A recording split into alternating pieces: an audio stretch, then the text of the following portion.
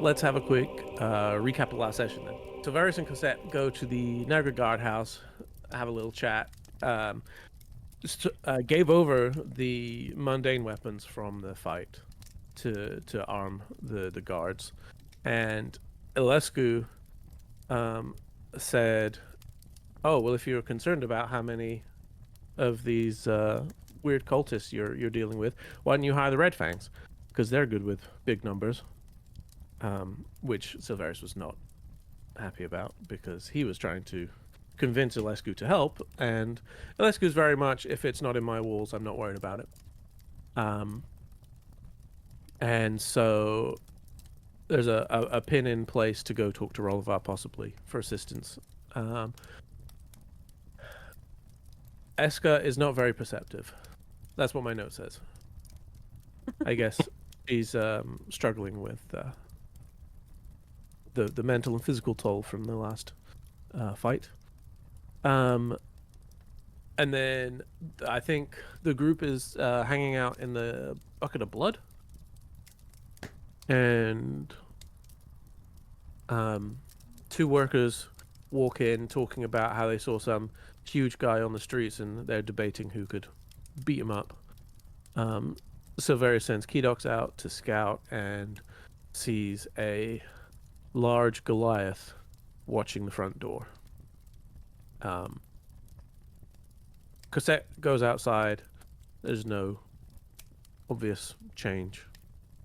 Then Eska goes outside, uses Alter Self as she walks through the door to turn into Ed Sheeran. And forget about that one. It's in my notes. It says it's in my notes too. Okay, can you recap that part? I don't. Oh, so she used Alter Self, so that she wouldn't look like herself as she walked through the door. Cast it subtly so no one gets concerned about magic going off in the bucket of blood. Then exited the pub. Silverius talks to the group about his concerns about Eska.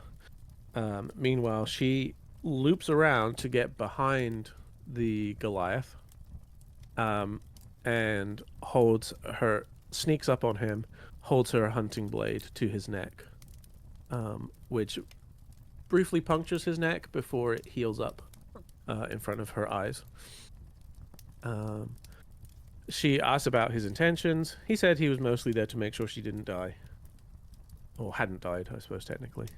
And said she should join them. And she's their sort of people. And says they will be back. Everyone comes out. This is where Bardor brings his beer. Everyone comes out of the pub because Kedox is frantically trying to explain to Silverius what's going on after realizing that because Eska drops her Alter Self, so it's no longer Ed Sheeran, and Kedox sees Eska with a knife to someone's throat, but he just walks away, and everyone heads to the Traveler's Respite for sleep. I'm confused about my next note. It says Eska remains sullen and aloof. Silverius is a girl. Does anyone remember why Silverius was a girl? I don't remember him being a girl. No. I feel like I can't miss any sessions. No. Because I have no idea what's going on. You could have had fun, Phil, and said that he said Eska should join them, and so she's left and has joined them now, and I'm no longer in a campaign, and just see how James took that, and that would have been fun. Yeah, it's a missed opportunity. We'll use that on Eli. It's fine. The entire time. Yeah. Then the group goes to the Hand of Aegis. No, the group is the Hand of Aegis. Goes to the Court of Bofin. Again, sort of trying to pre-recruit for an upcoming fight against these cultists. Information is shared. Some names are brought up. Gorath and Orvain. Gorath introduced himself to Eska, so that's the Goliath. Cosette tries to recruit and gets a firm maybe from Olwyn, and Owen does at least say he will dispatch a courtier to the Feywild to try and get an item that could be of use.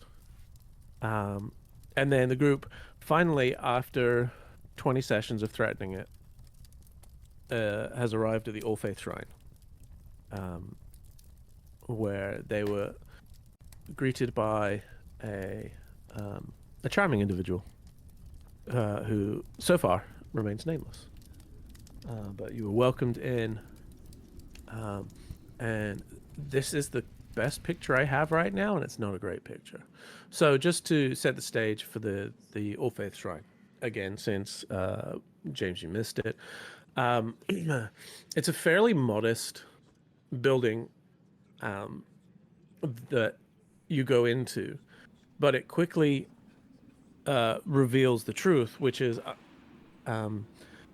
after an initial sort of entryway, there are paths that go down underground beneath the city that have little alcoves on them dedicated to the various many gods of Faerun. You would imagine that with enough searching, you could find probably some sort of shrine to every god you could think of, at least assuming someone who was devoted to them has passed through. The concept of all faith shrines would be familiar to all of you. They're very much a neutral ground where there's no, it's kind of a judgment-free zone. You know, like a drow could go in there and put a little crystalline spider at the shrine for Lolth, and no one would do anything. It's very much a little Switzerland area. Now, could they get jumped when they walk out the door? Sure. That's fine. That's fair game. But inside the All Faith Shrine, everyone understands. You do what you do. It's fine. So, yeah. But it kind of has, it's a bit musty in there because there's lots of these subterranean tunnels. And the guy who greets is a dark-skinned, long, slightly matted, grey hair, grey beard, a very simple sort of brown robe, and he kind of has this interesting sort of lilting speech. He says, "Yes, welcome all. Come, find rest and encouragement here at the All Faith Shrine."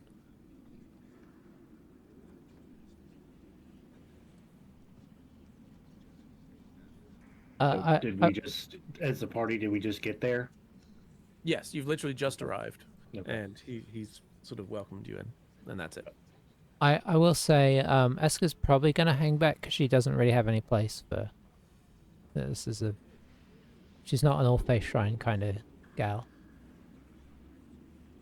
So that would leave. So Varys is also just taking it in. He's very much a one god kind of guy. Mhm. So he's not overly thrilled about being there. Go ahead. Well, I just kind of forgot. So we're here to hopefully find out more about the what's it called? The Alarm. Paul guys? Yeah, the poor guys. Is that okay? That is their technical name. Trying to slowly degrade them through general conversation to where they sound like losers. I'm sure it'll work. I'm sure. I mean, I wasn't having too much of an issue with it until you said there's a possibility of there being like badnesses in here, and now I want to go in and desecrate Lolth stuff. Okay. Well, to be clear, Mm. Bardor would know that this is just a thing that happens in any of these type places because this is a known thing. Everybody knows this. So he would have known that before I just told you. Okay, he would have known that, so maybe that would have been his motivation the entire time.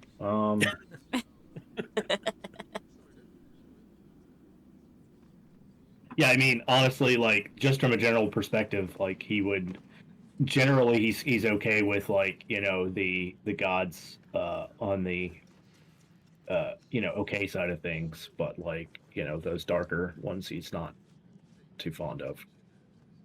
So I can't imagine he's gonna like. I think he would be okay to go in, but like he's not gonna want to talk to anybody in here because of kind of what it represents. Are we willing to be upfront with our motives here, or are we trying to be secretive and just get some information without really letting on what we're doing?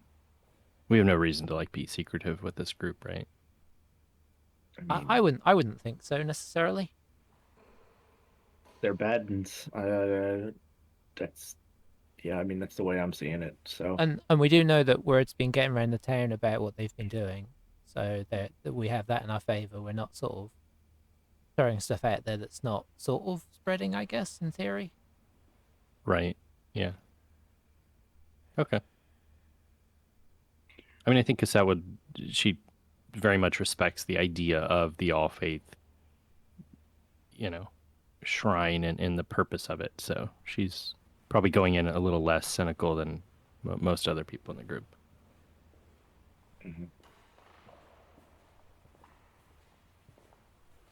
So I guess he, we'll just hang for the tour. he says, "Huh, what an unusual collection we have, drawn from all paths, many faiths. How curious." And I kind of am now imagining a situation where, like, you all kind of walk in together, and then without saying anything, everyone takes one step back apart from Cosette. And so she's sort of been made de facto the leader in the situation. And he just She looks turns around and everyone's way behind her, like, wait, Yeah. what? Exactly. And he just kind of looks at Cassette and says, "Ah, sister of the still pool, the quiet water. Yes, good day. Remember, even the torrent returns to calm." Sure. Oh, quick question. Can we tell from looking at him what faith he prescribes to, if any? Fair. No, Okay. there are no obvious symbols or icons that you would know. I suppose there is a He doesn't have like There a big. is- He doesn't have a big bloody paw print on his face or anything like No, he that. does not. Okay. What he does have, you can see there's a very sort of like worn leather strap around his neck, and there's just what looks like a small, like square rectangle on it, but there's nothing on the little stone rectangle. Like there's nothing carved into it. It's just like this. Like imagine a miniature version of the stones from Stonehenge. It's just like that, with a little hole going through it for the strap, and that's it. Oh, like in Spinal Tap. It's smaller, Hmm. even smaller than that. It's only like 2, maybe 3 inches tall. And like this is probably what we were expecting, right? Like that doesn't seem out of place. They don't I mean, would so what I know about them be that they're intentionally neutral? I think probably I could imagine Cosette's probably stopped by several on her way down into this area. So it um it would not be frowned upon at all for people who are working at the shrine to have affiliations one way or another.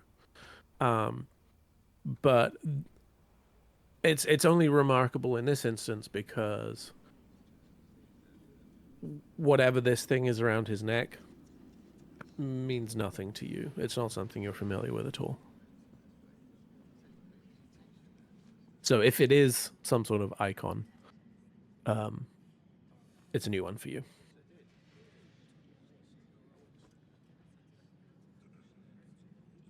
He says, how may I bring blessing to you this day?" Well, we really just didn't know too much about this place. We do have some, questions about a few things, but we'd love to just get a little bit of a lay of the land, a tour, and what you guys do here.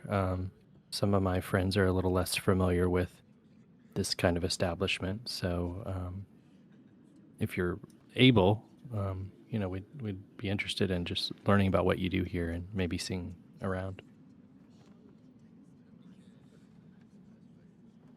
Well, Do you offer a tour system? I can certainly show you if there are. And he kind of looks at the group again, trying to spot any symbols that you may have on display.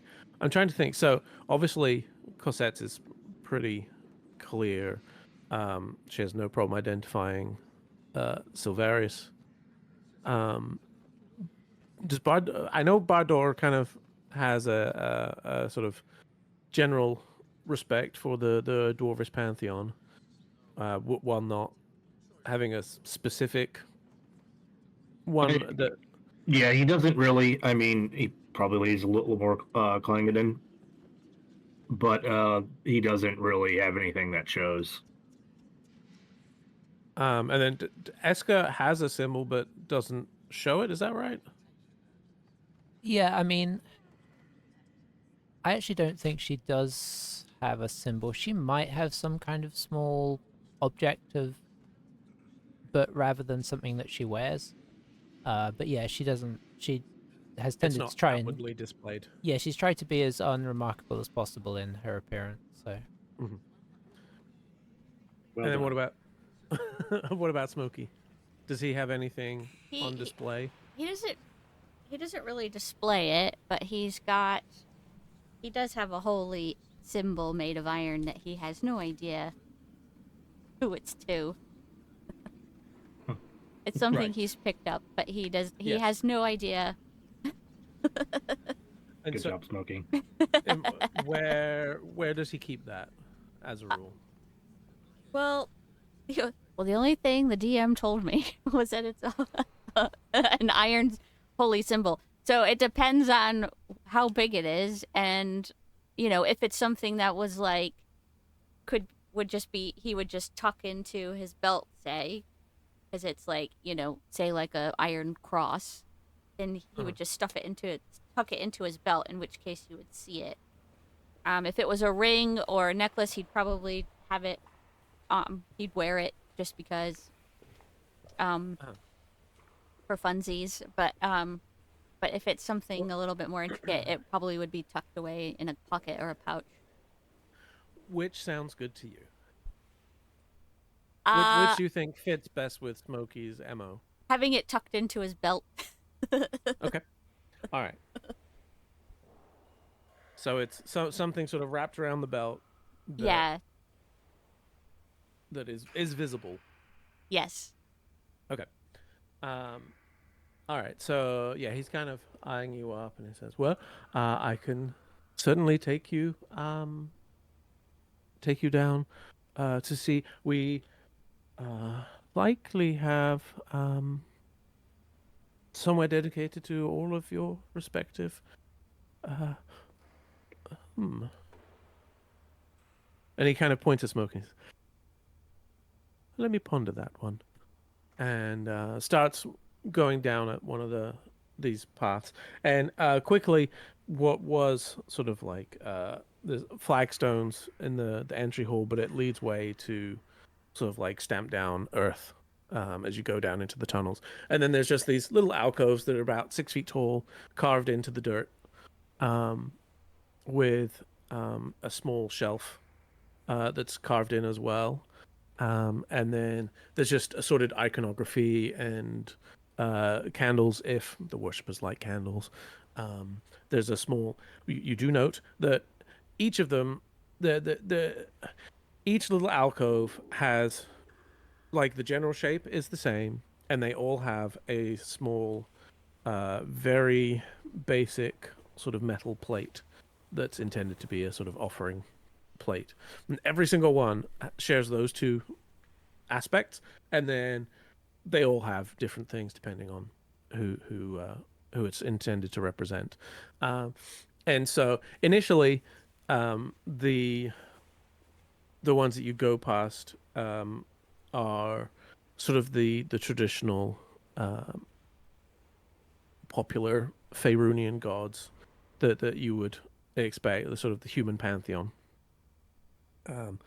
So, and that's you'll note, the offering plate has quite a bit of stuff in it. There's a lot of smaller non-financial offerings as well, depending on who it's for. So, like for is it Shanti? The one who's associated with like farming and stuff. So you'll see some like fruits and veggies that have been laid there and that sort of thing. Maybe a chalice? The, is that a throwback to a To Thor's different Ridge. campaign? Oh, yep. Chantier's chalice. But yeah, so you kind of go down this winding hall, and then it forks, and he says, "Now, to my right, we have an area dedicated to dwarven gods." And he kind of looks to Bardo and says, "Would you care to pay a visit, sir?" He nods. He'll actually go down there. Yeah, and he will kind of like walk over to, like, he'll kind of stop at each one and kind of like, do a bit of close his eyes and like kind of do a bit of a, a quick prayer, but then he'll kind of go to the Clangeddon spot, and he'll kind of like, you kind of see him a little bit more somber, like he kind of drops a little bit, and he kind of like puts his hand up, and he just kind of like leans on it, and he stays there a little bit longer. And while Bardor's doing that, he also turns to Ask and says, "This way we have the elven gods, if that is of interest to you." And he just kind of Thanks. looks at you for a second and says,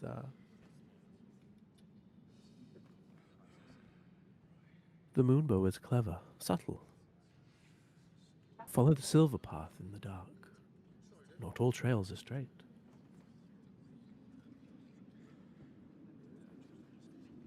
Does he seem like he wants a reaction to that? Not particularly. He's already starting to look down the path. I guess I said fork. Really, it's more of a crossroads. So Okay. you've got elves one side, dwarves the other, and then the main path continues on. Did he sound like So- he was trying to direct me or just impart some wisdom? You can make an insight check if you'd like. Sure. Tell me what to do.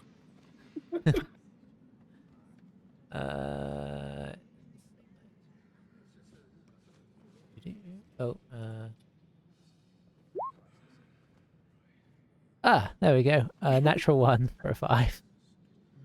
Good start. His tone is confusing. And he's you definitely would look down there trying to find some sort of silver path in the not well lit corridor. You're not seeing one. Now, does that mean that you don't believe hard enough, or that it's just dark, or it's confusing? I mean, Eska's general thing is,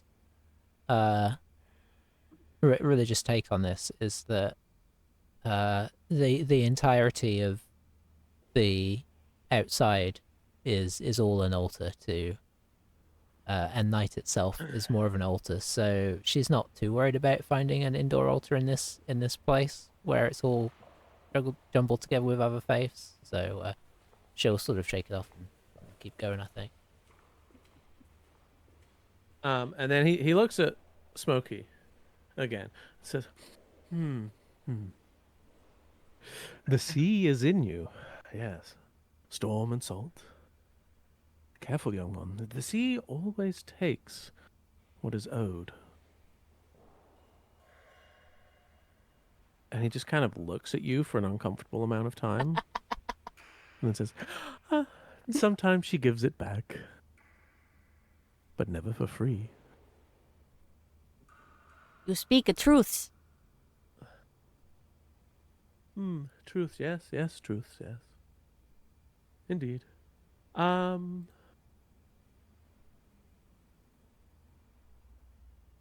Hmm.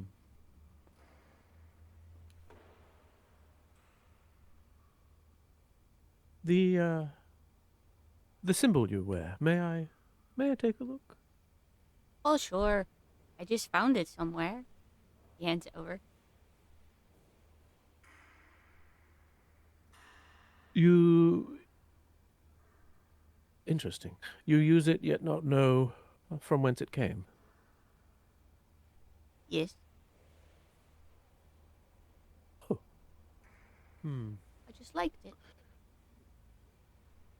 And he kind of like turns it over in his hands.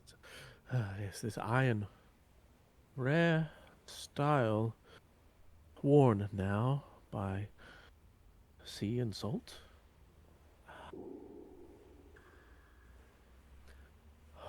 Believe these markings, though worn down, are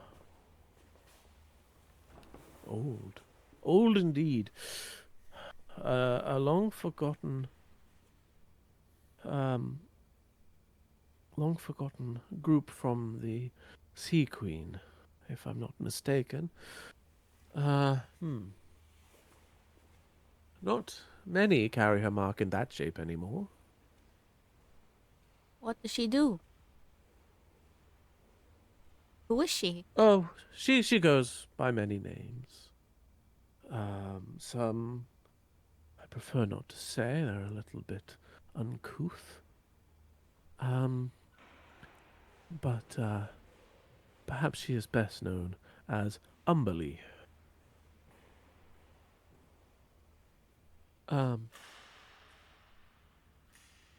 It's interesting. Not many follow her here, despite the proximity to the sea. Rather fickle and not generally too well looked upon. Hmm.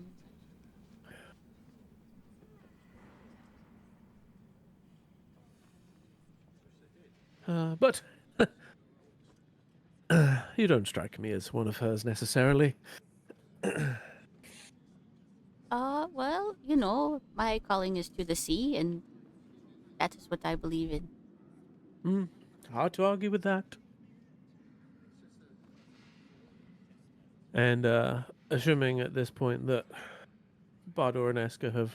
Well, Eska didn't go anywhere. The Bardor has rejoined. He says, now, to the Mother of Peace. Let's continue on.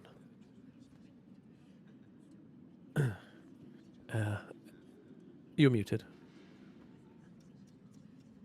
Thank you, Tonga's barking. I do think that like I would be checking. I don't imagine this is a heavy foot traffic area, but I am like paying attention to anybody we see and just looking for the like just see if I can identify anybody here just in case.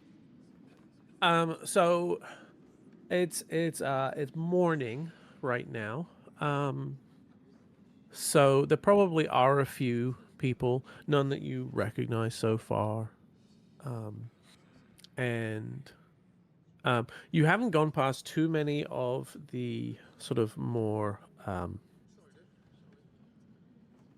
controversial gods shrines yet.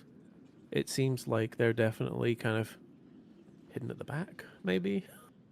I would say you probably would have a feeling for how this is working. It seems likely that the path is just going to loop all the way back around to the front entrance eventually. And so the fact that you haven't got to Eldath yet, probably not necessarily a bad thing, because you would imagine that, again, That'll- if you went down the left path, you've seen some of the sort of the more big name gods, and then it starts going into different areas. Likewise, you would imagine on the other path at the top has a similar situation. So you'll probably end up looping around and get back up towards Eldath that way. And then she's keeping an eye out for the Malar shrine, but Yeah. not mentioning it yet. Kind of seeing if we see it So in passing first. similarly, after a little while, you do come back to it. There's another crossroads, and he pauses and says to Smokey, "If you wanted to pay your respects, the Sea Queen has a shrine down here to the right." Okay. Goes down. Okay. And as soon as you walk down the corridor, you are very aware that there is a different vibe down here. There's also a slight irony smell in the air. And there specifically there are some candles that are lit that don't burn with a traditional flame. Some are burning with a blue or purple flame. And you would recognize a couple of the more notorious deities symbols as you go through. But you do get to one that appears to be for Umberly. You don't see any sort of replication of the symbol that you're carrying, which again reinforces the idea that this guy said that this is very much an old symbol that's not really in active use anymore.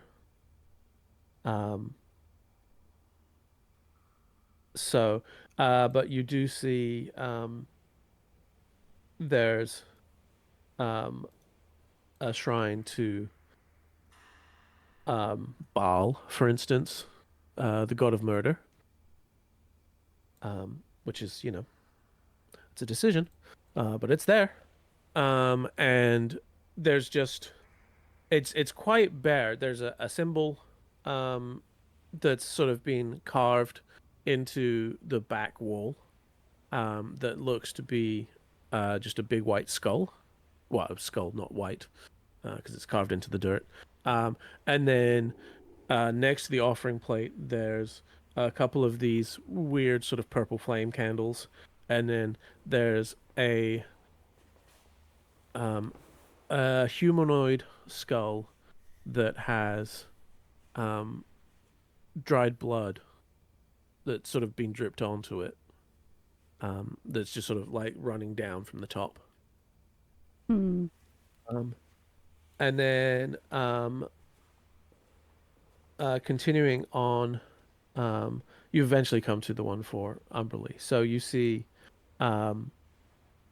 there is the much the same way as the ball one. Someone has carved the symbol into the dirt behind, but they've sort of tried to paint it a little bit too, which is two crashing waves, cutting left and right. And it reminds you of the crossing to Drakesburg the first time. During the fight with the crazy shark man.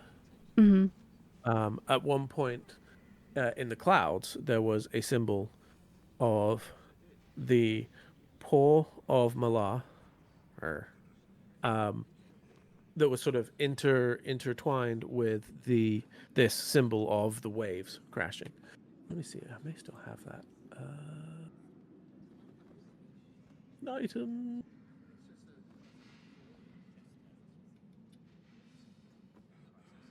This right here.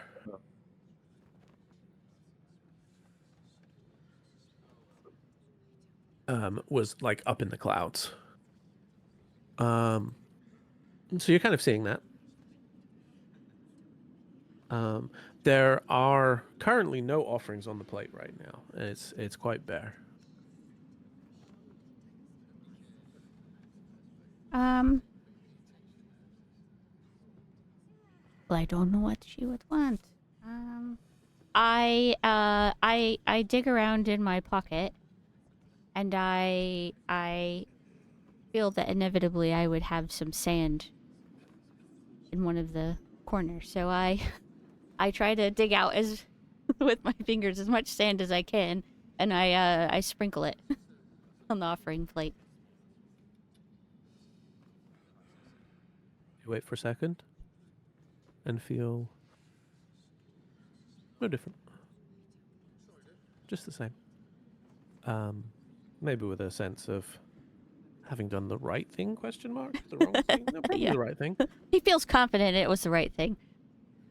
You left an offering. That's probably good. Yeah. He's like, well, I don't think she seems that bad so far. So, adios. And then he walks away. And just as you're about to walk away, your mind just pivots to the right, and then you see a big bloody paw print on the next alcove. Interesting. How far away am I from everybody? Good question. Only about sort of 20, 25 feet. Does Bardor see this out of curiosity? I don't think you'd be able to see it. The alcove's sort of like carved about a foot back into the dirt, and so this paw is painted onto the wall of that alcove. And so given how far down it is, you probably wouldn't be able to see it from the crossroady spot. Does Bardor see? I'm not sure if he's ever noticed anything of Smokey's allegiance per se. Does he recognize? Or does he see her or Smokey offering up anything? By any chance? I mean, I know your passive's pretty high, so given that the group's just kind of waiting around, sure, I would think you would see him making an offering there. Okay, there will be a hard squint. Different from his normal medium squint. Yes, there's a little bit of a murmur. So mental note. Squint intensifies. Yeah, right. I'm squinting at you. Yeah, right.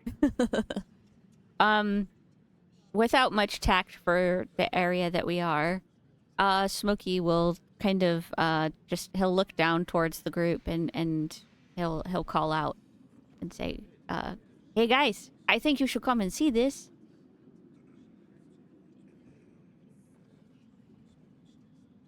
Yeah, I'll follow. I mean, whatever, like a dwarven like sign, like the sign of the cross type thing, whatever that would be, he would do that before he would walk down through there. Gotcha. I imagine it's sort of like, like a drinking, like that's the... Yeah. So it's like a hammer or something. Oh, but, yeah, whatever. Yeah. He's just going to go. Yeah. Sure.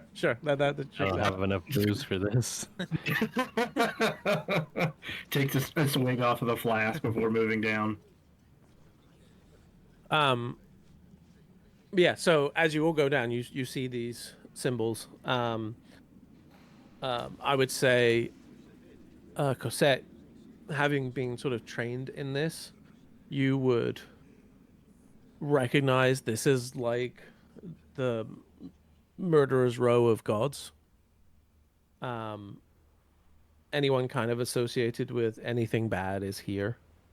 So, you see the bloody sword of Ilnaval, which you would have encountered too when you fought the orcs on the way to Badger Down. The Place freaking sucks, man. the cleric that you were fighting against summoned a spiritual version of that. You see you see a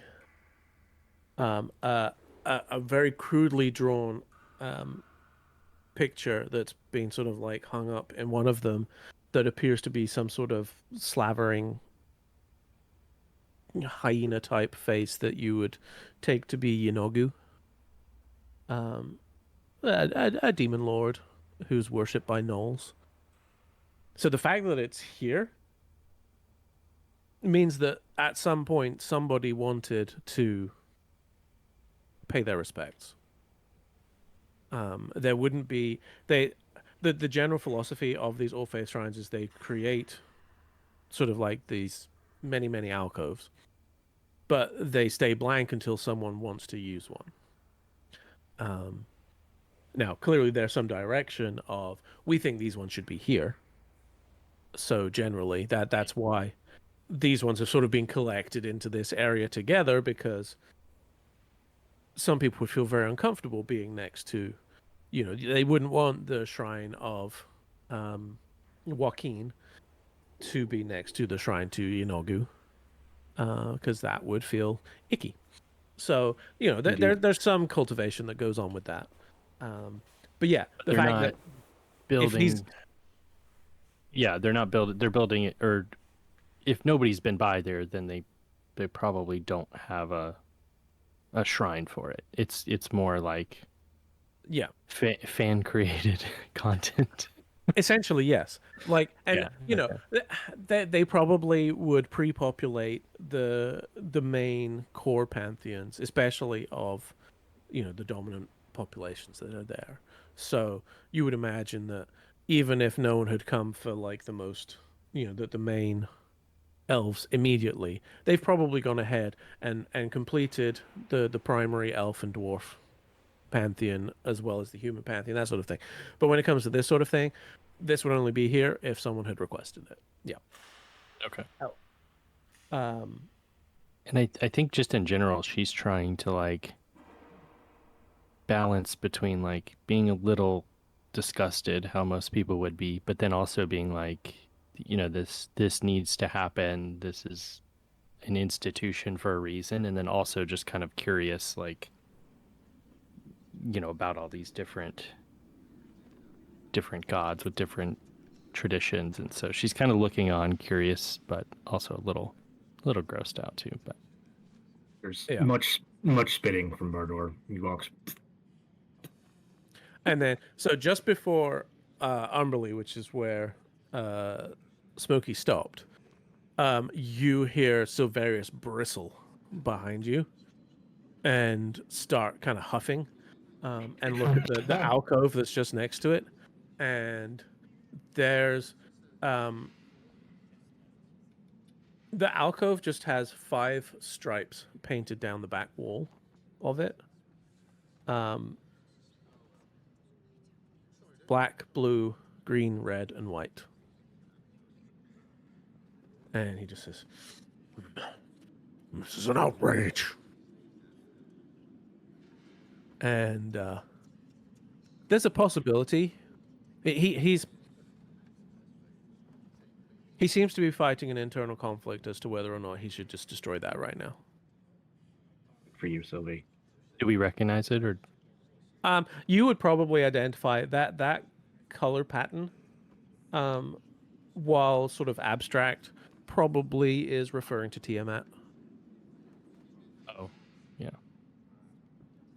that tracks. The sister of Bahamut and sworn enemy of Silverius and his kind. So yeah, a little bit awkward. That'll do it, Bardo, you would now register as you get close to where Smokey was. You would register that is where Smokey stopped, having sort of paid attention to the fact that Smokey made an offering. You also would be able to briefly note that the offering appeared to just be some sprinkling of sand. Yeah, I will. I will look over and be like, "What the hell is this?" Well, I just thought, I should leave something. Why? It just seemed the right thing to do. Why? I don't know, Why? Bardor. You ask so many questions. Why are you doing anything nice to anything down here? While that's going on, the rest of you would see that next alcove has that the back wall is just a big bloody paw print, and then the offering plate is full of bones and possibly scraps of flesh, hide, call it what you will. And there are a lot of lit candles burning a multitude of colors. It's clear that it has seen more activity than a lot of the ones down here. And indeed, more activity than quite a few of the other ones you've seen too. I mean, it's worth noting that, a lot of the more sort of well-favored gods would have their own full-on temples in the city. So, especially like Joaquin, who's the god of trade, I believe, there would be a larger temple because Delsmer is a well-known trading site. So, you wouldn't necessarily expect Joaquin's alcove to be particularly well visited because they've got a whole big thing. But nevertheless, this is a very active site. I think Cassette would just like kind of throw out there, trying again to not be secretive, but also not just blatantly reveal what we're kind of interested in. But she would just like point and say like, now that's the one that's been showing up around town, correct? Just kind of like see if he's going to give any information. He just says, yes, yes. I have seen the signs appearing in town.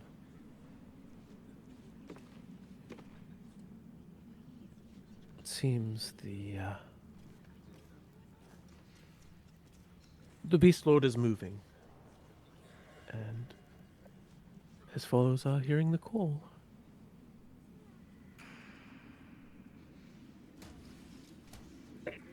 Yeah, Barter's a little worked up at the moment, so he's going to just flip around. He's going to be like, and that's not a good thing. It is the ebb and flow of the world. It is nature. All of us are ultimately but predator and prey. It is the circle of life. I think while they're distracting this chap, Eska will go and have a dig through, see if there's anything of interest amongst the detritus on this altar.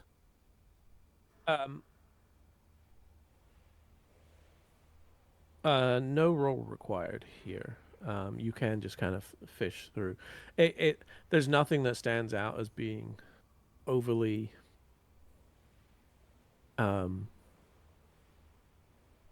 nothing particularly unusual about what's here. You will note that some of the bones appear maybe more humanoid than animal, based on size and stuff.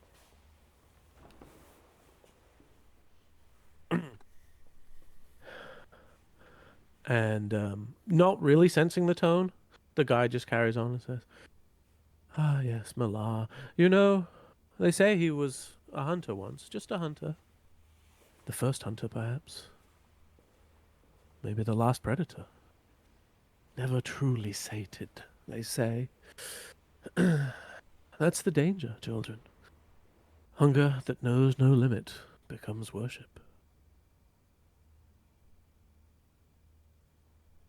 Quite cheerful about the whole thing, really. I mean, Barter's not going to leave, but like he just doesn't like he's not smart enough to actually engage in any conversation. So he's just going to be like, "Bleh," and then he's just going to kind of go to the end of the hallway,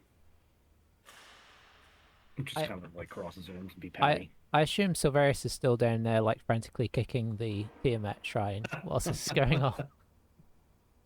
He's maintaining decorum because he knows it would be dishonorable to desecrate even a shrine to Tiamat here, and so he is honor bound to respect that. But it is taking self control that is not something that historically has been in his quiver. So this is a challenge.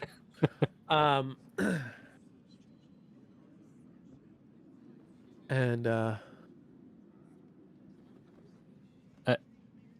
think it's that would just counter very neutrally with, and isn't it the job of the others to counteract this evil when it becomes too strong?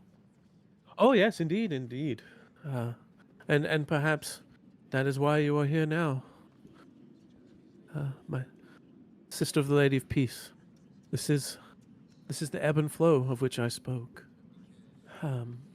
As one rises, another must rise in equal, lest the world fall to chaos. You know, they have some interesting rites and habits. The High Hunt, I believe they call it now. Old words were darker. The Blood Moon offering. Back then, the forest would shudder to hear them sing. It was a dark time. You see, Malorites, they don't hunt to live, they live to hunt. Unceasing, unending. Mark that difference, my friends.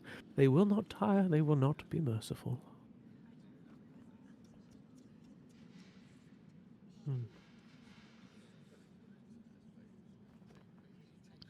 Do they have anything that we can take advantage of that I mean, things that you've already hinted at, I guess, that they can't stop taking, maybe to their own detriment. Is that true? Well, they are so in touch with the moon, as I'm sure you understand. Malar is patron of all those moon-touched creatures. I believe their power waxes and wanes with the moon. If you were to come up against them, then you would be wise to avoid them at the full moon. And if it were in your power, I would say strike at the new moon. For there, surely they will be at their weakest.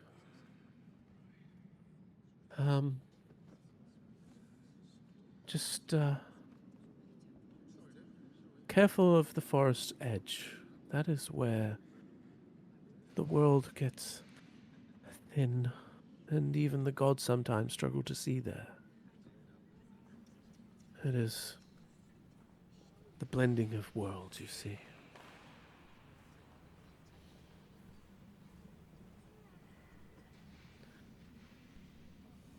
And then he just sort of seems lost in thought for a second. Just, they pick a quarry, you know.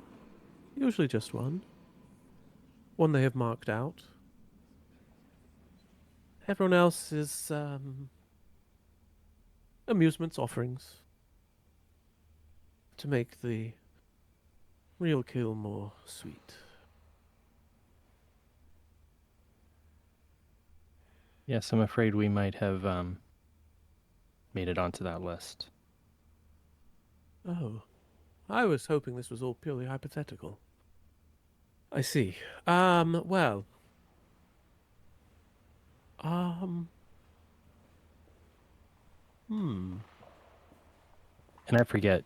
So, Eska was they're recruiting Eska, and from what we gained, that the target was me. Correct? They didn't have That two targets. seems to have been the case. Yeah. Yeah. Okay. I mean, it's essentially you've both been targeted, but for very different Right. outcomes. Okay.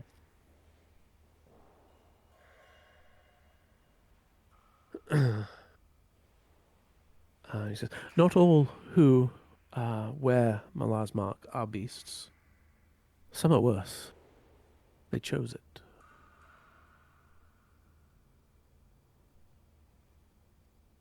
Those are the ones, I suspect, you should truly fear."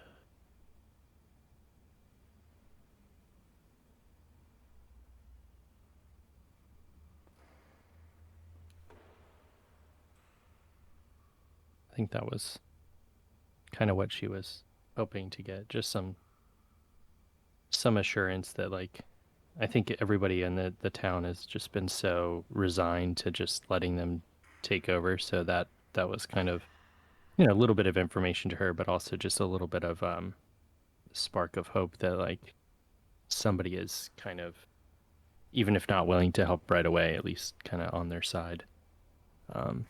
And I think she'll just, like, because we have our weapons, I'm assuming, so she'll just kind of point to the mooning star and say, well, we have a little bit of the moon on our side as well.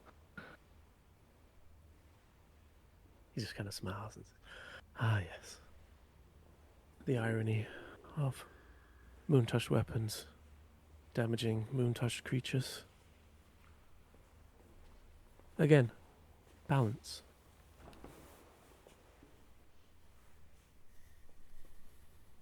And then while we're here, we'd like to poison the shrine so anybody who touches it dies immediately. Can we do that real quick before we leave? Do you mind? Giddy up. Just kidding.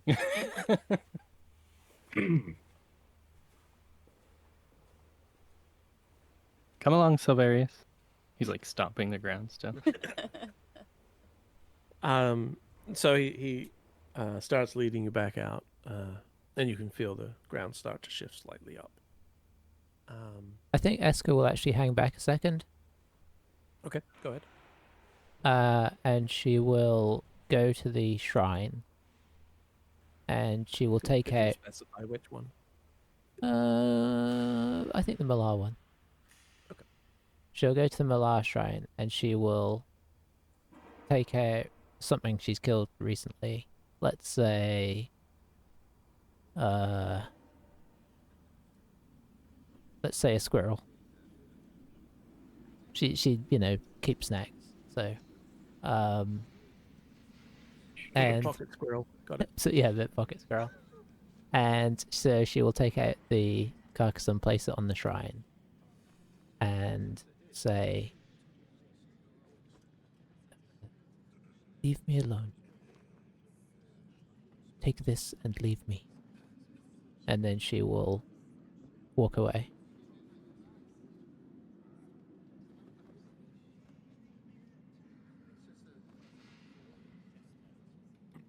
So you said that. I wasn't quite sure where you were going to go with it. I mean, I'm not trying to judge, you know. Take me. Yeah. Yeah. The brother's like, what the hell was that? Your turn. Yeah. This party sucks.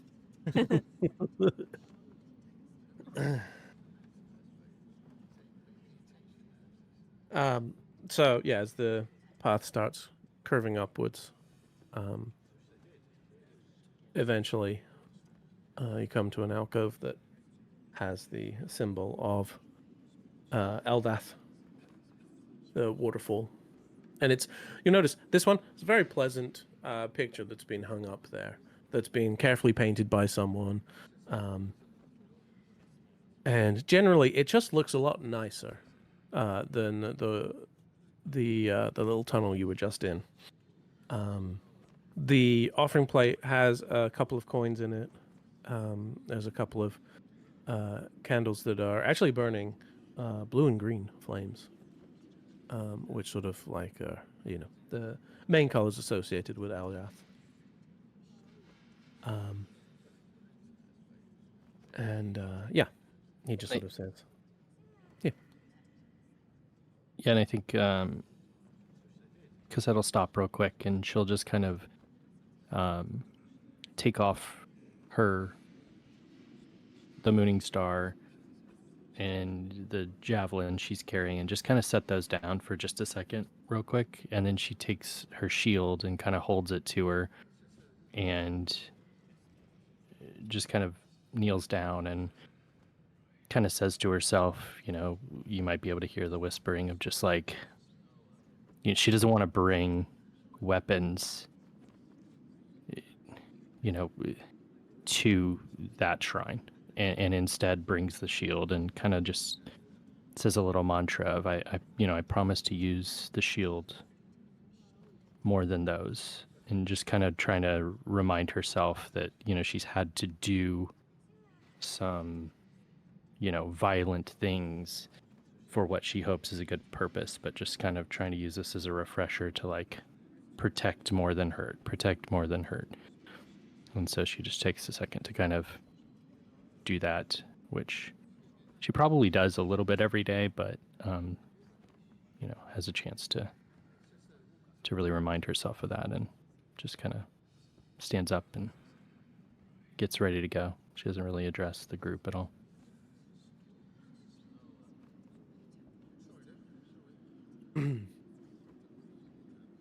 As you're getting back up to the front, the guy who so far still remains nameless, I believe, just says, Freaking guy. peace is not weakness. It is the strength that refuses to kill. And just kind of nods at you.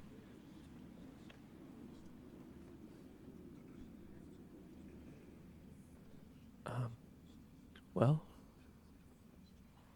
you have seen what the shrine has to offer? Can I be of any further service to you this day? I do have a question.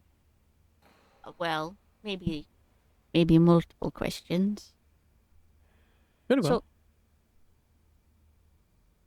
So, in my tribe, we had a visitor who appeared, and he came telling lots of stories, of all his adventures, and basically, I'm gonna not do this all in Smokey's voice because it's too difficult.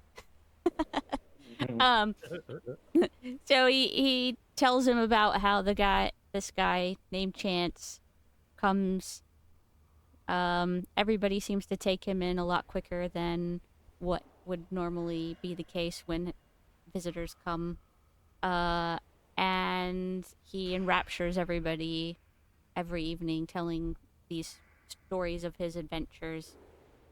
And Smokey's suspicious of him from the get-go. He starts trying to follow him around, sneaking around, trying to ascertain what he's up to and what his motives are, but getting caught almost every time. Haha, trend continues.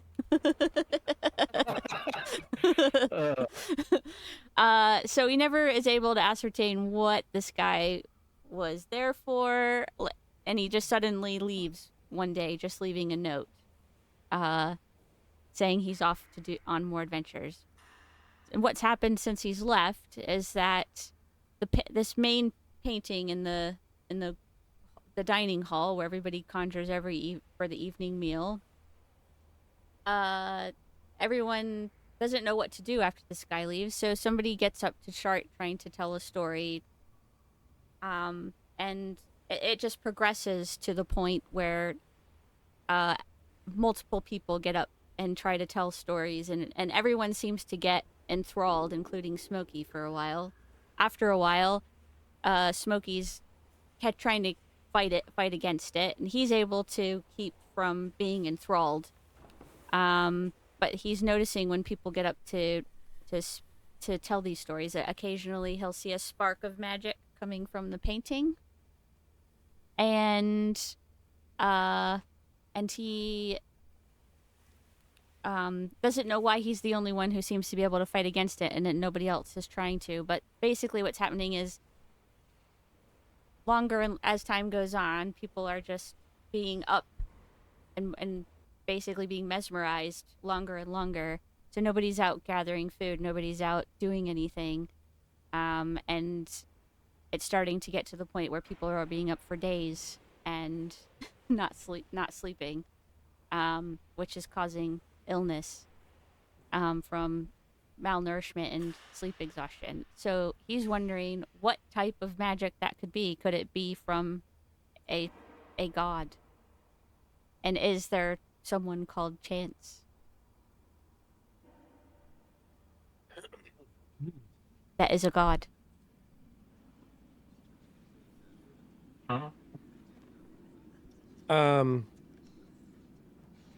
He thinks for a moment and says, "Well, this is most troubling. I think perhaps you're dealing with something, not necessarily of the gods, but perhaps something more fiendish. The sort of enthrallment you speak of reminds me of some of the fiends like incubi or cambions, where they have the power just with their silver tongues to win over people. Perhaps.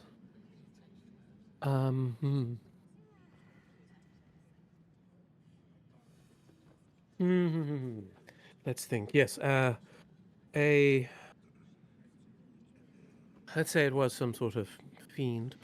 Perhaps the painting itself could be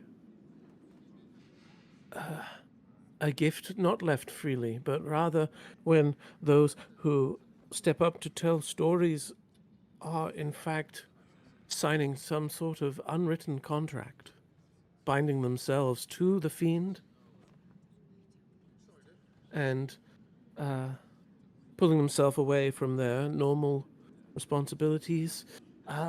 It could be Fae at work, even, I suppose. The fair folk do love stories. They love to tell them, and they love to hear new stories.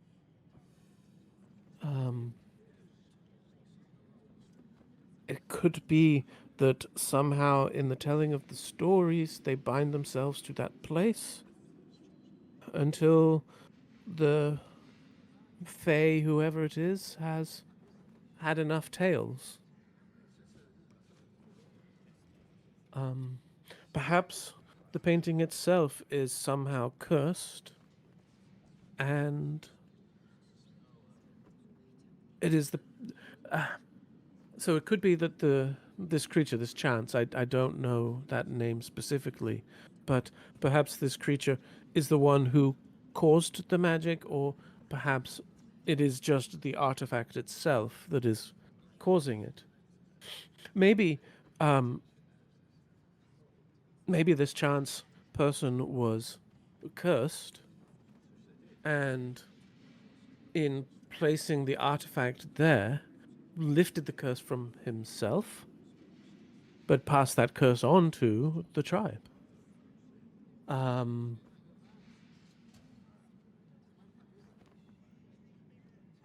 So what you're saying is many possibilities, but not sure which one. Yes. It's funny, It feels like the painting is listening. That is my first thought. What is the painting of? It is a of the Oh, sorry, I'm not listening. It is centuries old ship. The sea carver's glistening majesty. It is. It is being. It is the founding ship of our tribe. Hmm. It has been Hmm. hanging there for many, many, many years. I see. So he didn't bring the painting. He did It's not. just- No. Okay. Well, that eliminates one of the options. That's good. And in a way, I'm reassured that there's no eyes. You see, I've heard of similar things before, and when the paintings have eyes and they can watch as well as listen, that becomes altogether more disturbing.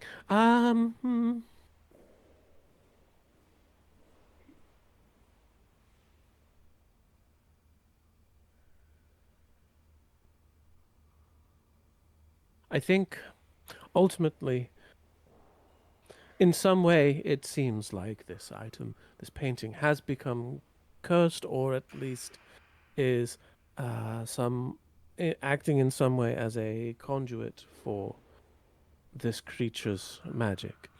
I suspect it is gaining power through the painting. I also suspect that destruction of the painting would be A, challenging, and B, non-desirable, since it is such a pivotal part of your tribe's history. Yes. That means ultimately you would need to track down the creature that did this. Hmm. It is possible that the it's possible that the creature has signed some sort of if they are not themselves capable of this sort of power, maybe they have some sort of pact or arrangement with a more powerful entity, and they are now growing their power through this act. It would make sense if it was a creature associated with the sea in some way, I'm sure. Someone powerful, possibly. It seems likely that that may not have been their true self that you saw. Well, this is what I was wondering. Seems an odd Uh, name for tabaxi, Yes. and I just could never get. Well, I failed at being sneaky. Yes. Perhaps that was the better outcome. Maybe you failed at the right time. Had you failed later, perhaps you would not be here to tell your tale. Maybe you would be there, telling tales instead.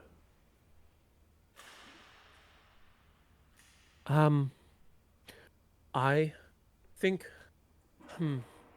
yes, I think it will be some sort of powerful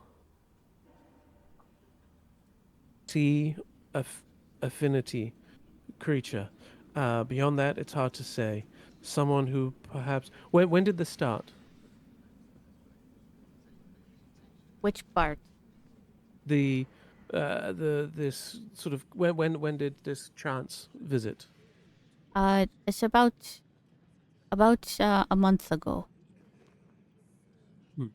I suspect then you should in your search consider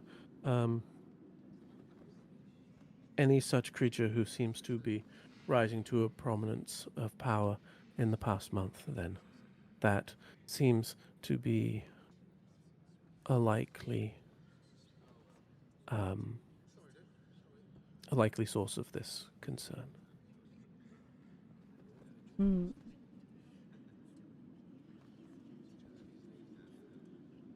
Like Malar? or something different? I don't know that this is necessarily something Malar would do in and of himself. He rarely has anything to do with the sea. Not nothing, but it could be connected, I suppose, in some way. Especially since, as you point out, these creatures have been gaining strength of late. There Well, could be a connection. They could be working together. Hmm. Perhaps. I I I am a listener. I try to hear what I can from what is around me. I'm not really a doer per se, but I hope that when you leave this place, keep the gods in your hearts. They won't hold your hands. They will watch over you, and sometimes that is enough.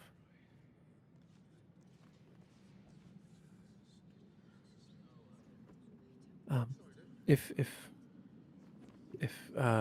you have no further questions, I think it is time that I go and tend to the shrines. Okay. Thanks for answering mine. Anybody else?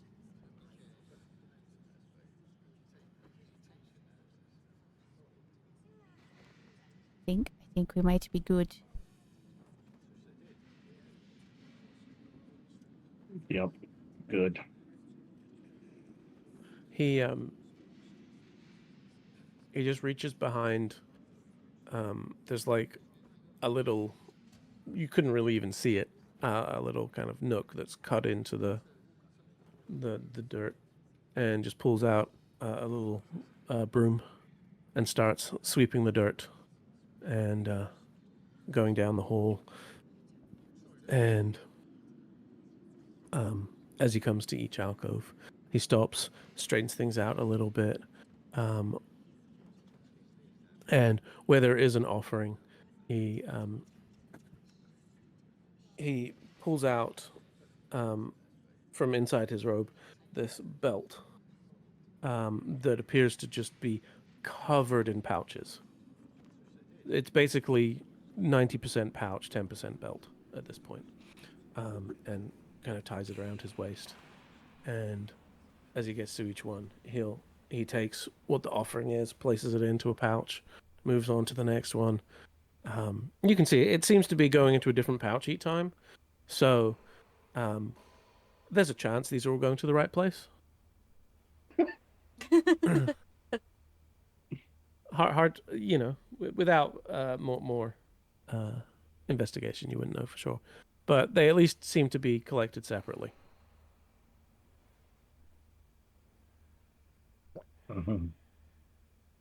But you are left at the top of the of those two slanting paths with the door behind you.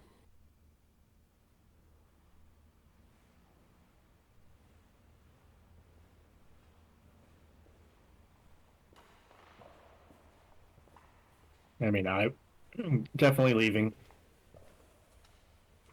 Yeah, I think we got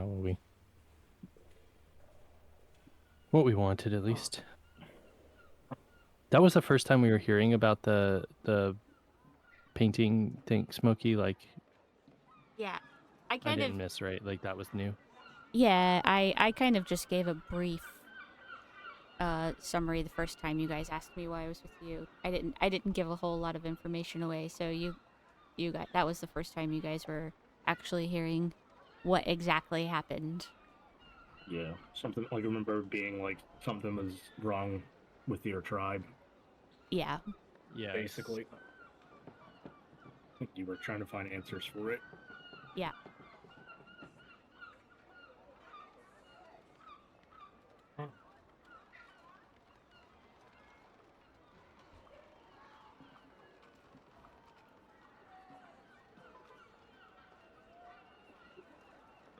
Just so our border is going to be very mature and sensible, and keep an eye on Smokey for the foreseeable future. Not say much, not talk too much. Just always a hand on a dagger or a falcata or something.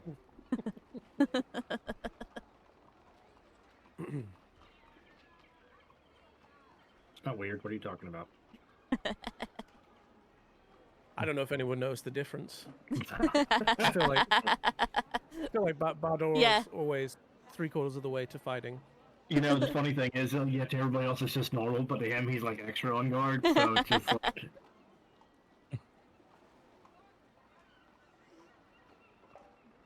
Sweet.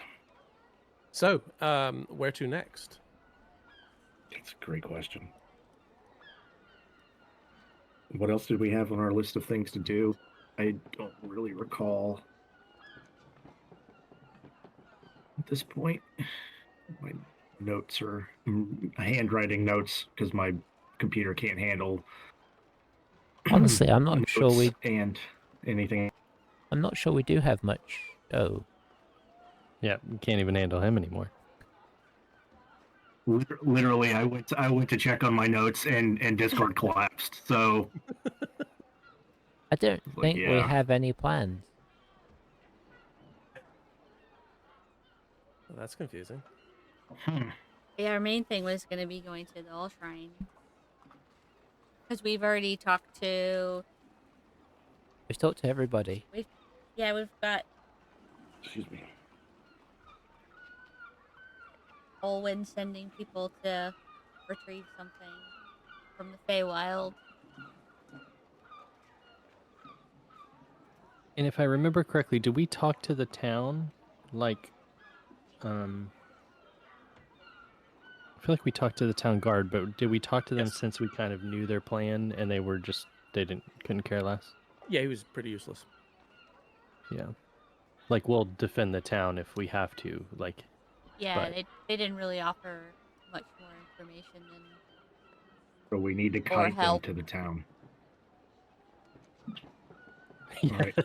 Aska, you up. All right, we're on it.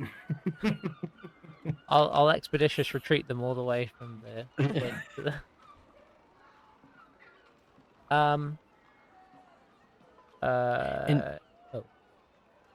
Sorry, I was just trying to think of like, so we know we've done this all pretty quickly. Do we have a time frame of like when the new moon will be? I mean, we probably Yes. can math that out, right? But I don't remember off the top of my head if we. I thought we were getting Yeah, close to a one full moon, sec. aren't we? No, we're No, actually. you just had one. We've got Oh, quite a long okay, time. we got past... Yeah, all So a of couple that, weeks. like the big thing that happened was right around the full moon. So the full moon was on the 4th. It is the 6th.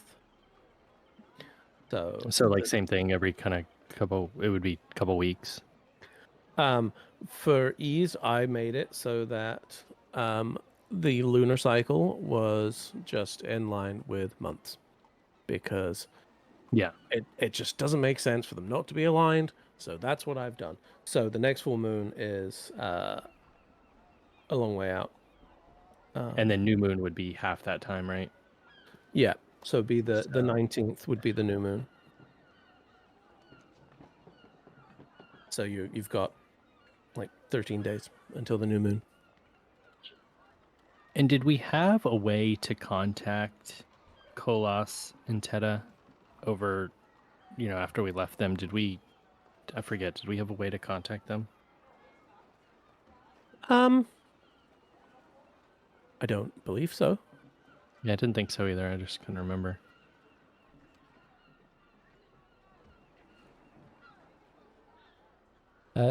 Smokey, how far away is your tribe? I don't remember where I live. Oh no. So close then. I don't know. Oh, I did. Phil had me pick out where I was supposed to live, and I remember pointing to it on a map, and I was like, there. But I don't remember what it's called. Bill, All right, hold on. Let me pull up the map, and we'll see if we can remember. Faerun map. Measurable. Now, is this the right version? No, this is the wrong era, because in this version, Delzimer is miles and miles inland. that old thing. Do I have the other version? Ooh, excuse me. Resources.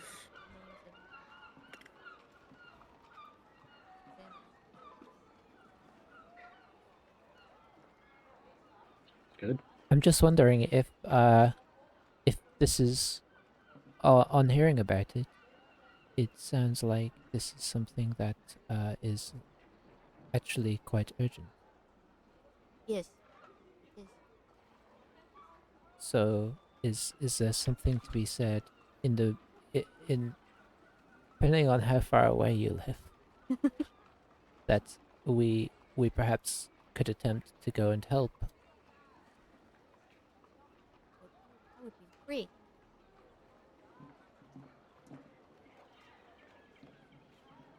If everybody was willing. He mostly is looking at Bardor and Solarius.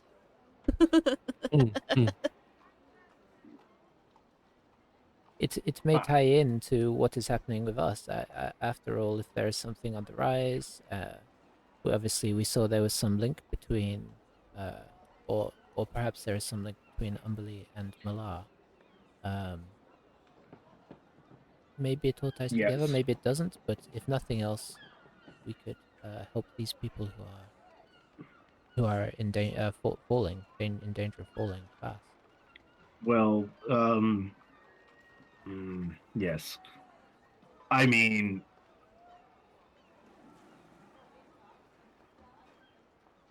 I'm not sure if I want to go. I mean, what are we going to do here? I mean, there's plenty of taverns around. Yeah, no. I mean, based off of what I saw in the tavern, or I wish I was in the tavern right now. What I saw in the shrine there, I'm not sure if our new friend here is properly aligned.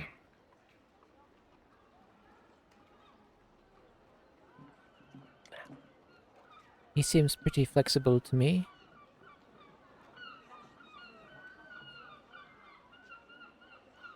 Maybe that's a bad thing.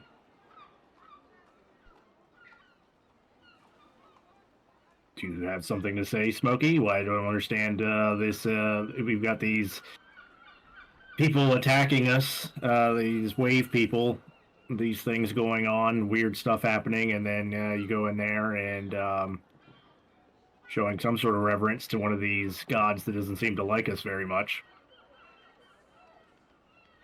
Well, it's the sea. She gives and she takes. Well, seems like that she was in the, kind of in the bad corridor there.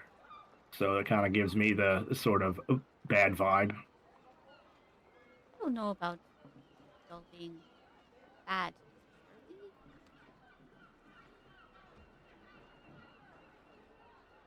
My allegiance is to the sea. Mm-hmm. Mm-hmm. Mm-hmm. Mm-hmm.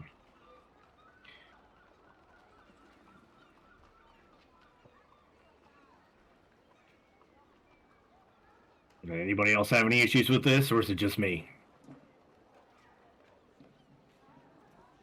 I mean, Silverius looks like he's nodding and saying he wants to go. Am I wrong, Silverius? Speak up if you have a problem. No, he seems to be. He's already trying to leave and get going. I have concerns. Also. Yes, but Silverius having concerns is pretty much just an everyday thing. I mean, he has concerns about what he's going to have for breakfast, about, I mean, We cannot go back.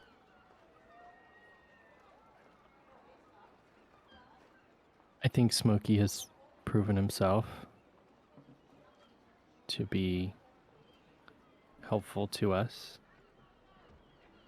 And if we can help in any way and possibly help our main cause as well, there's no reason why we shouldn't No help. one's saying that there's an actual connection outside of this random sea hag that seems to want to kill us.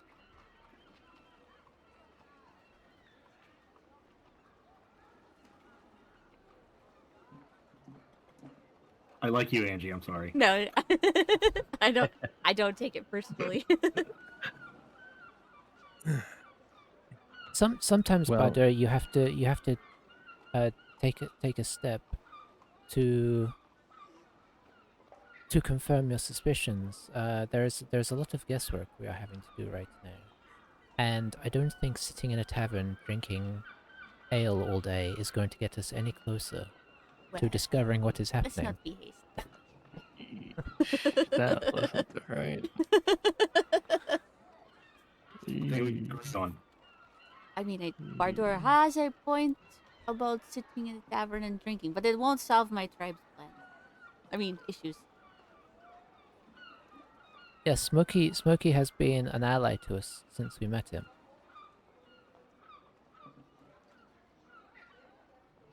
If I it think if you're helps. unsure about it, Bardor, we can go for ourselves and find out.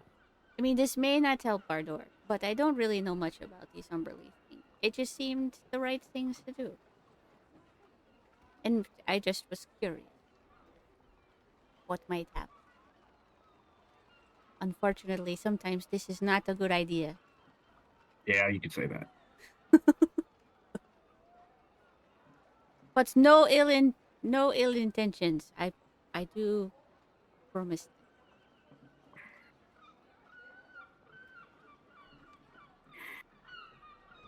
It is okay if you are not on board. Not on board. He just huffs and turns around and just starts walking. Just walking. Like back towards town or whatever. Just like not. Yeah. As Bardo starts walking off, you see one of the little runner kids who, kind of they run messages all around town. Sometimes it's news from the Falruth that your request has been processed. In this instance, one of them runs up and kind of tries to eyeball the group, and is like, and hold a letter kind of to everyone except Bardor, who's run away. There's no running. Sorry, to And Bardor, who's walking. trudged off. He is stumping away. Yeah, right. We stand out way too much as a party. This really is unfortunate. And you can see on it just says Hand of Aegis. Mhm. Just held Sure. up.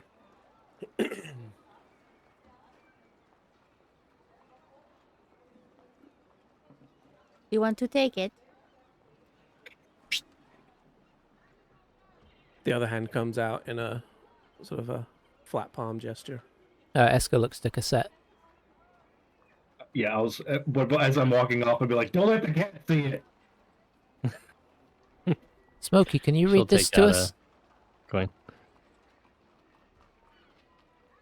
What coin? I don't know. That's I was just pulling up to see what I even had, like, as far as change. I only have gold, like, no. Here we go. This kid is gonna be rich. I do have, it was written somewhere else. Okay, I take out 2 silver pieces.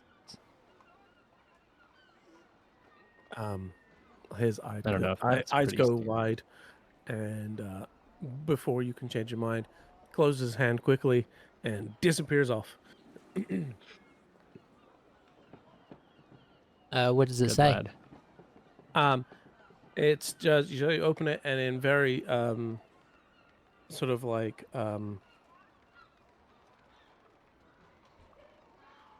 what's the word, like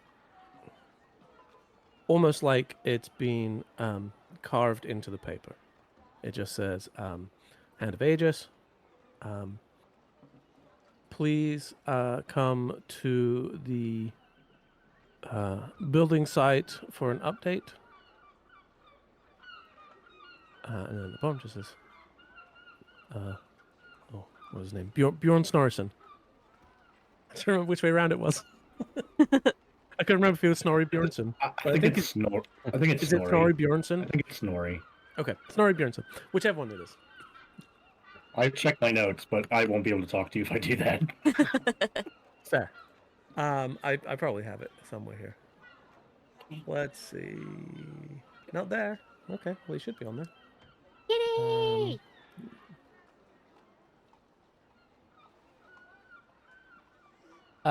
Smokey, do you remember where you live yet?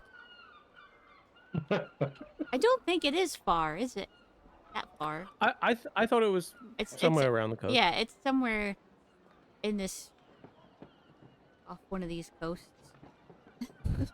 One of them. We're the Glistening Shore clan. A true man of the sea. Yeah.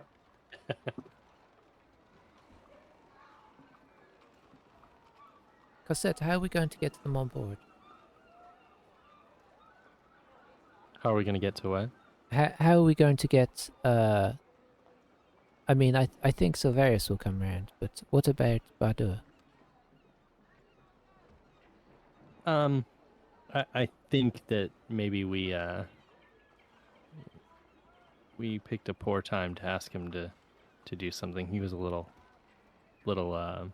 on edge already, so maybe So- we Get him drunk enough so that he passes out and then put him on a ship? Yeah. Okay. find him, obviously, Yes. against his will, and then yeah. I think we may have a better shot in the morning, or maybe I don't think I tonight should be a after part of this a plan beer, because yeah. it will not help my case. Even though this sounds like great fun.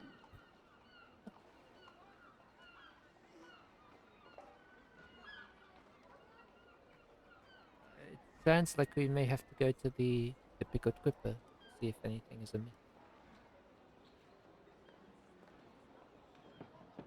I think so. I think we've been past it with you. Excuse me. Yeah, I'm not sure if Smokey was around for the site design. No, but I No, think Smokey we've wasn't. passed, I think Angie we've- was. I think Right, we've right, passed right, by on the way places. Look, you were 50% of our listening audience, and all we need to do is get Spencer's mom in here, and then we've completely eliminated our viewership. We've converted 100% of viewers into players. That's the selling point. That's the goal of a lot of things, in fairness. Yeah. A good Let's Play, you want to convert 100% of listeners into players. It makes sense. Maybe not for your own. Maybe, I don't know. Feel like we're self-defeating here, but whatever. I'm just like, no, I don't want Angie to play because she won't listen to us then. Are you going to stop Bardor trudging off? Or are you going to just let him go? I'm not stopping him. Yeah, I think it's fair if you guys are just No. like, he's a little... I wouldn't stop him either because I think he needs a cool off period. First, I would. Eska just rests her fingers on one of the axe beak arrows briefly, and then thinks otherwise. She's like, I'm never giving these to him. Well, she was thinking of giving one of them to you. Oh, yeah. Yeah, Right in the back. very rapidly. Hmm. That's fair. No, I mean, it sounds like he needs time to cool off. Well, and he doesn't really know me very long either. No. So we should keep in mind. I So mean, it's I only will been, like, say, what, we should like a also week? keep in mind, he doesn't know us for much longer. Yes. You've made D&D term friendships. I do keep trying to keep that in mind of like, I think we've known each other for like maybe a month as a party. Yeah. And Smokey for what, a week Even or less. two? Yeah. Yeah. So so it's right to be questioning. Really. Although you're cool. F you, I'm out. Yeah. I have realized that if you spend that much time with somebody for even a short period, you can actually weirdly find out a lot about them and kind of you do get quite a gauge on their character in that period of time, oddly. It can be That more is fair. it can be It's a little more more sort of intense. bonding than yeah, it's not sort of just it's different to somebody you sort of regular friend that you might make where you see them like once every once in a while. If you're like working with somebody day in day out, then you can form bonds a lot faster than Yep, trauma bonding. mm-hmm. But yeah, I guess I shall we Especially go? with Oh. No, especially with such a talkative group like Bardor, Eska, Yeah. and Silverius. Like, we probably just stay up all night talking It's every night, all we do. sharing everything. They couldn't help themselves. Yeah. Yeah, it's true. I expect the conversation amongst the group, actually, since Smokey has come along, has actually, tripled than what it was before. where we'd just be sitting in silence most evenings, I imagine Smokey like sparks up actual conversations. Yeah, just like shut up.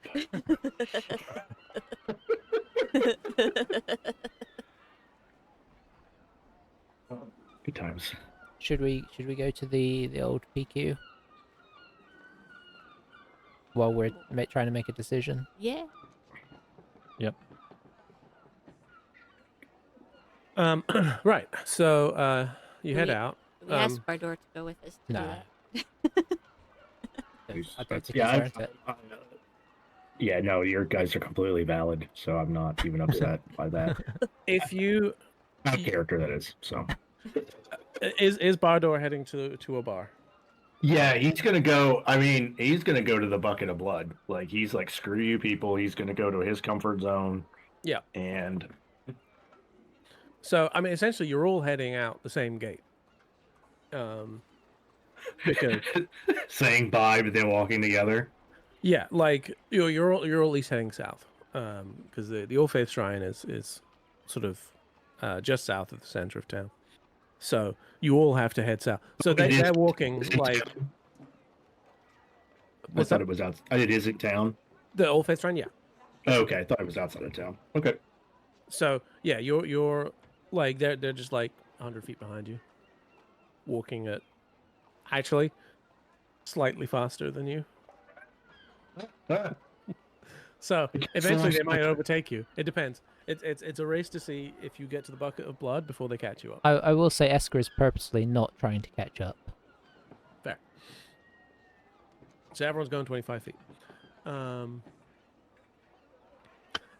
Except Smokey, who goes 0 feet, then 60 feet, then 0 feet, then 60 feet. Just because he can. Run and wait.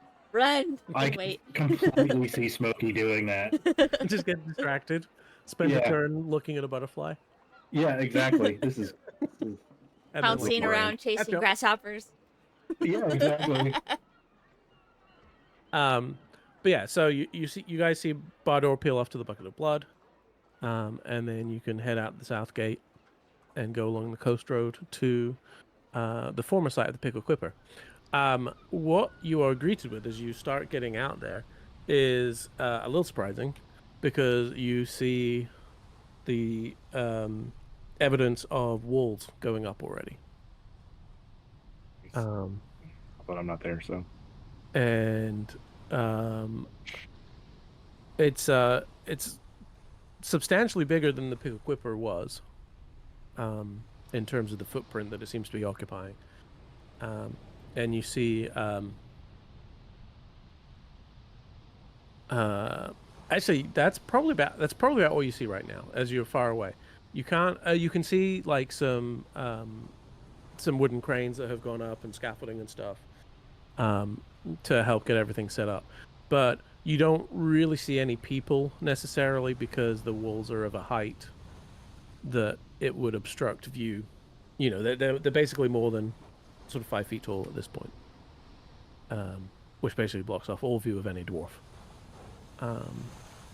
So as you're walking along the road, you get closer. You can hear the sound of work going on in there above the sound of the waves hitting down the bottom of the cliff, and you see there's a nice like a good solid stone constructed outer wall, and you come around a corner and you see a big they've already put in place the stone arch that's going across a gateway. I mean, I can just show you what you're looking at, really.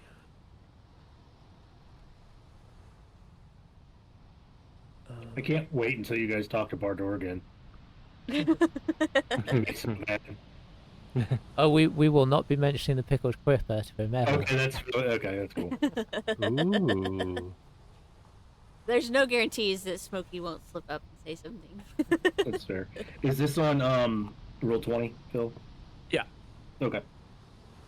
I will go there. You guys are rocking up. Okay, I was going to say I can take a picture and send it if you like. No, it's okay. I can go on my phone. Okay. Thank you, though. I'm not sure you should, seeing as you're not there.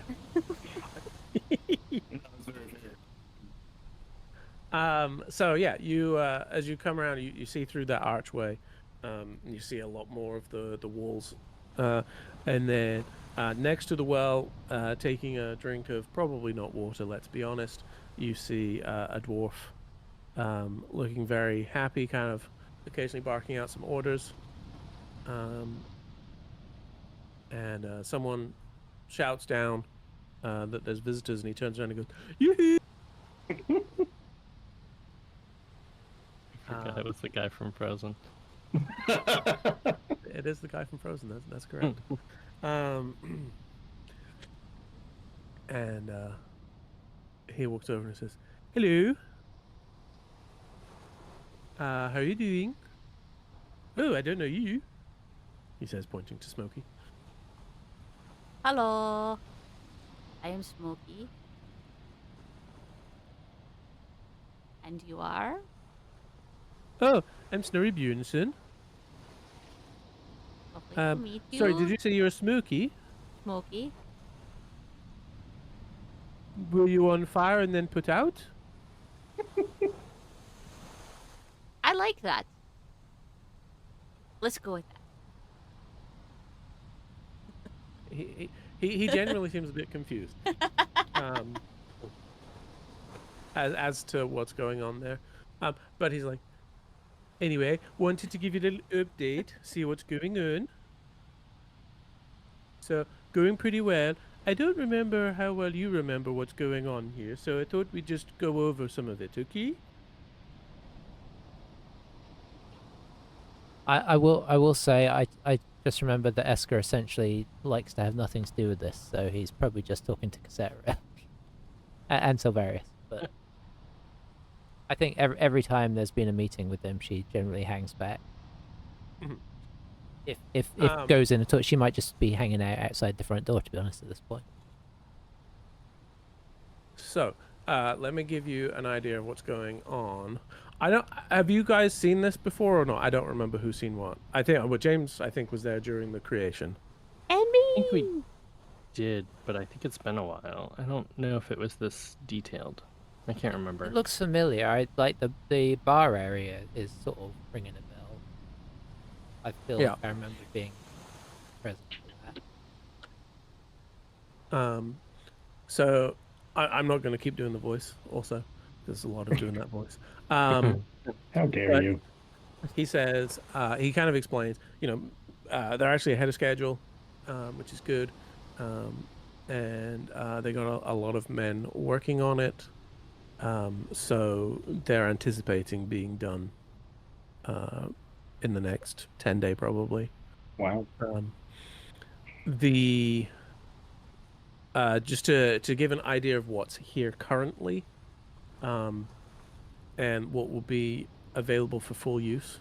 So, and I'm adding a caveat here that some of this stuff will be present, but will not be usable in the full sense of a D&D 2024 Bastion sense.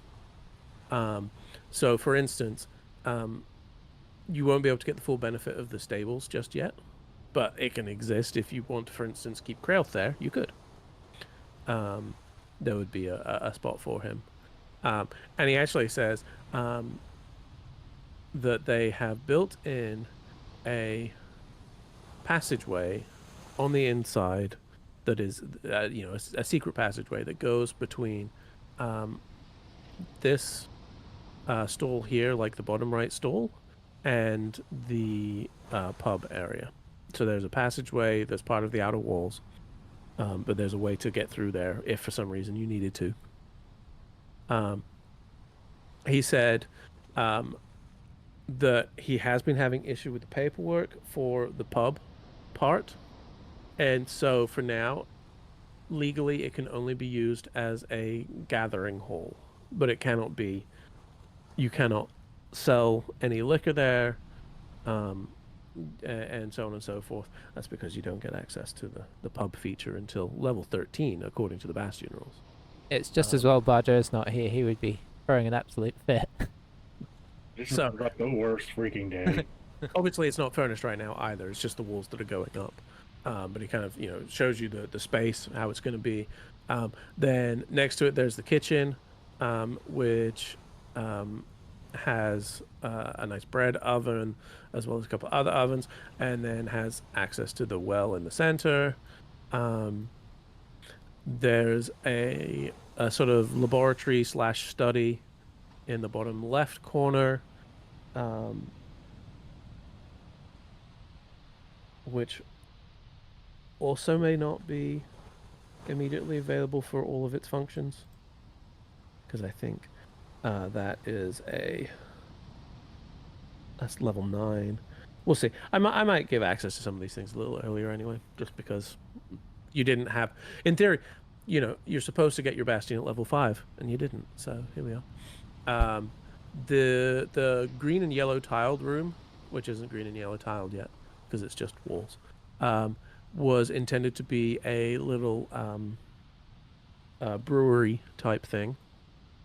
And then you do see going down, there's a spiral staircase in the middle there. And he points out and says, so going up is going to be where a lot of the rooms are. There's going to be, let's see, 1, 2, 3, 4. Oh, yes. Smokey, we'll have to build an extra room for you because we didn't plan for you, but you seem to be here. We can put another room up there. That's fine. And then we're going to have the staircase is going to go up a little further. We're having a sort of open air type area, which is for the for. Oh, where did she go? And he's trying to find where Eska was and realizes that she hasn't come on the tour. And then opens. Oh, it just goes to one of the doorways and goes, yeah. Yes, for her. So at the very top is going to be a sort of outdoor bedroom. I don't really know what to call that. It's not a term that dwarfs have because we don't sleep outdoors. Why would we? That's strange. So anyway, there will be one up the very top there for the elf. And then down in the bottom, there's going to be some space, I believe, for you. And he points at Severus. Aye. And maybe for you, and points at Cosette. It's up to you. We've created enough space for a few different areas down there. So I think we should make it adjust. clear that I have not officially been invited to come and leave with this group. Just so Okay. you know. If you could let me know in the next 5 days or so if I need to put another room up there. That would be great. We can also put like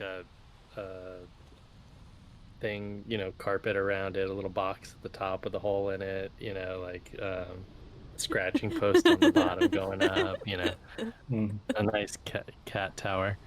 She's going to ruin all the nice woodwork in the bar if we don't do that. So. Right, we gotta Need an appropriate scratching post, please. Yeah.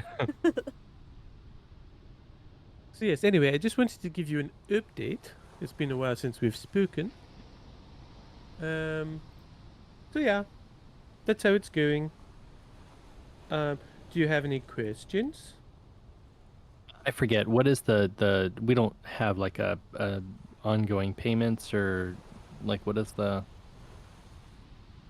So, um, essentially, it's been taken care of.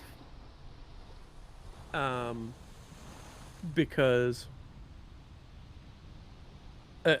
what we decided was we were going to work it out off camera, because I had to figure it out, and then between that time and now, the Bastion rules came out, which says you just get it. right, okay. And I mean, there has to be a way for that to happen, but conveniently, I'd already accidentally figured that out by getting you the Ethereal from the city. So that part of getting you access to it was already done. So essentially, we're kind of hand waving the cost aspect of it. If you want to make additions and changes later on, you've got to pay for all of that. Okay. You get the ability to add some things by default anyway, but if you want to expand or add a room that's not kind of part of your level up quota that you get when you get to expand it, then yeah, you have to pay for it. Maybe Yeah. it could have been somewhat funded by some of the people we've helped. I know we've helped some Right. of the big families and stuff like that. Yeah, So that would maybe make some sense. donations to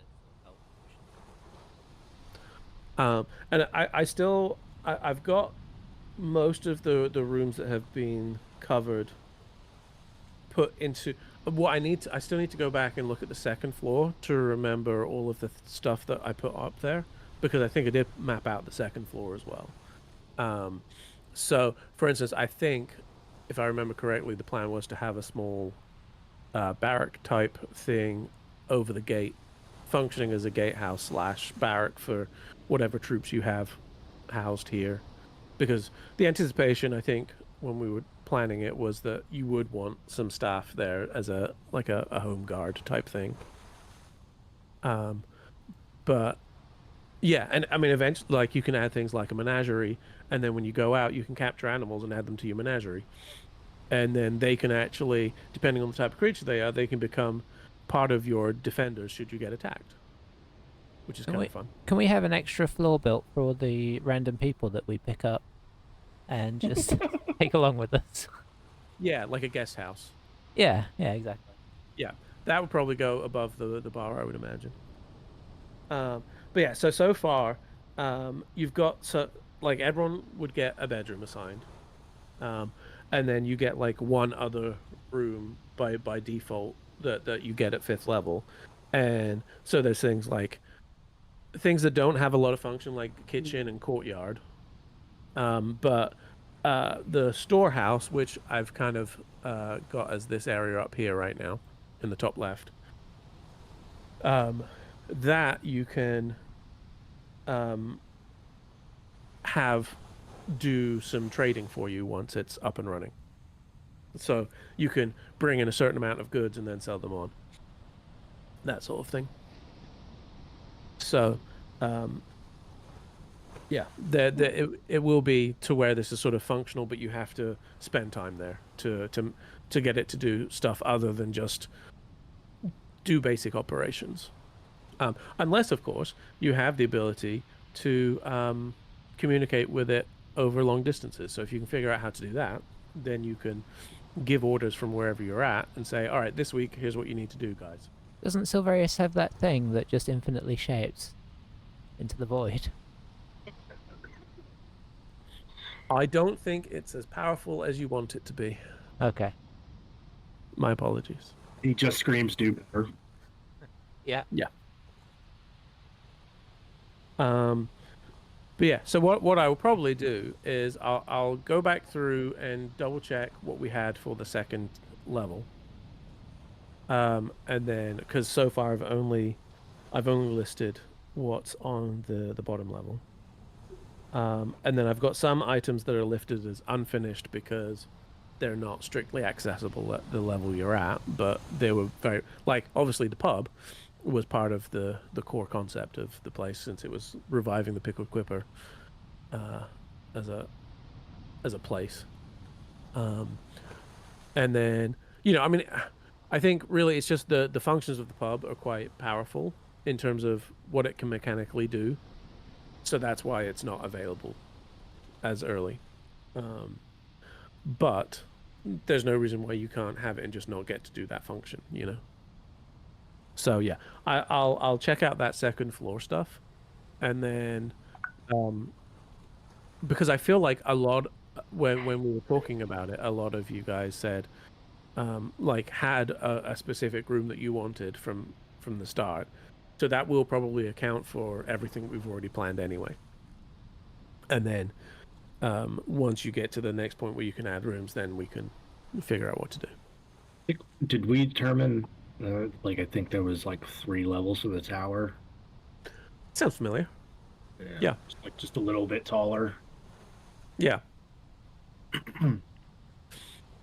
But I know in Dungeon Alchemist, I can go back in and load it up and see what else was in there everywhere.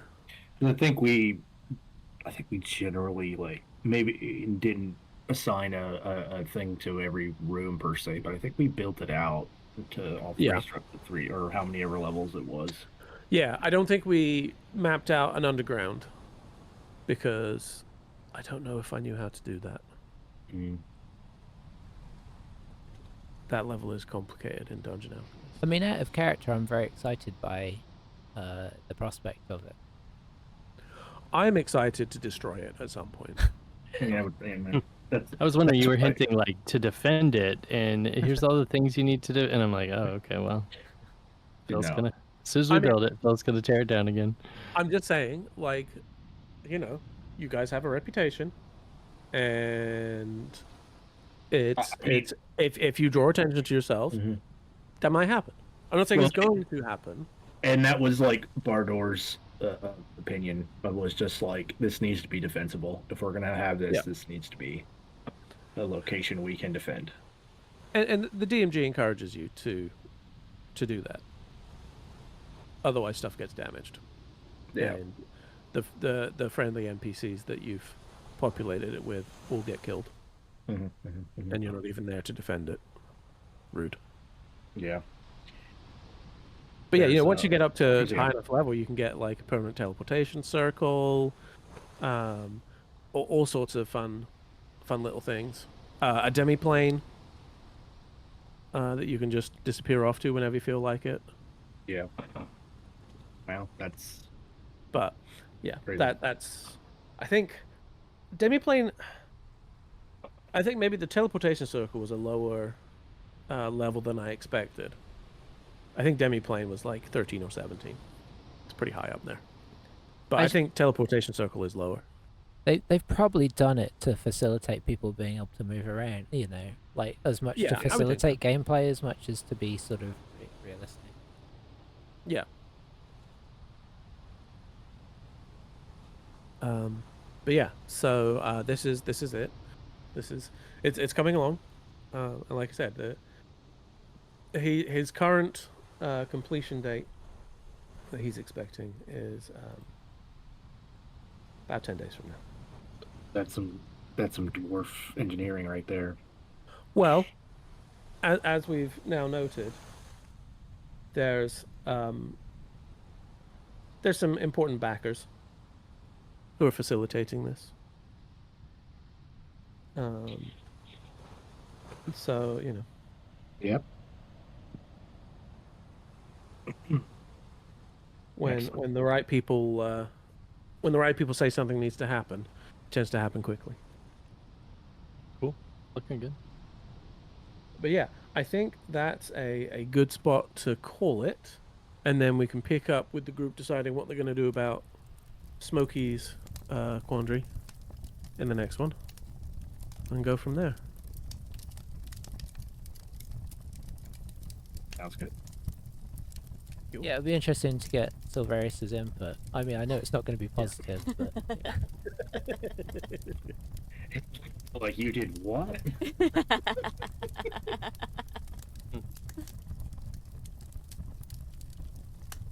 There wasn't enough outrage in this episode. Saying.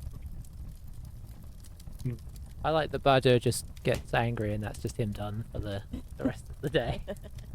Yeah, no, that I was just like, no, distract. Time to clock off. Yep. Yeah.